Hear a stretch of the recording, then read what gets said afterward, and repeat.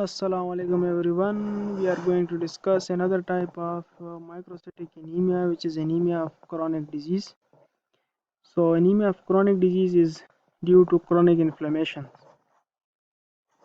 It's the second most common anemia. Overall, most common anemia is iron deficiency anemia, and the second most common is anemia of chronic disease. What's the underlying mechanism? Whenever the inflammation occurs, there are cytokine release occur, especially interleukin 6 and hepcidin, that result in the following results. One outcome, that is reduced iron release from macrophages in the reticuloendothelial system, and other is reduced intestinal iron absorption, reduce overall iron availability. Other mechanism is this, that there is reduced response to erythropoietin release and relative reduction of erythropoietin level, which leads to reduced RBC synthesis.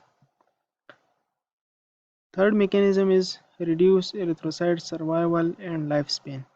So these are all underlying mechanisms which lead to anemia due to chronic disease. What are the causes? So in causes we have inflammations like rheumatoid arthritis, SLE. We have malignancies like lung cancer, breast cancer, lymphoma, and we have chronic infections like TB. So these are the underlying etiology which leads to anemia. In diagnosis, first we do CBC. So what we find in the early stages, we find normocytic anemia, but in the later stages it changes to microcytic anemia. What are other findings? So these all parameters are low iron saturation, and low total iron binding capacity. But we have high serum ferritin, and reticulocyte count is also low. So all the values are low except ferritin, which is high in the anemia due to chronic diseases. So you have to remember these points to make easy diagnosis in any case scenario. What are the treatment? So treatment is treat the underlying cause, and you can do blood transfusion if required. So blood transfusion is done.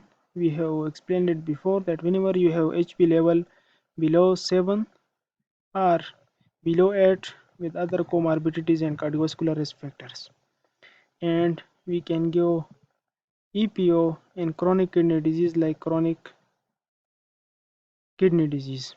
Because erythropoietin production doesn't occur, so we provide them with supplements of EPO. So this is all about anemia of chronic disease. Thank you everyone.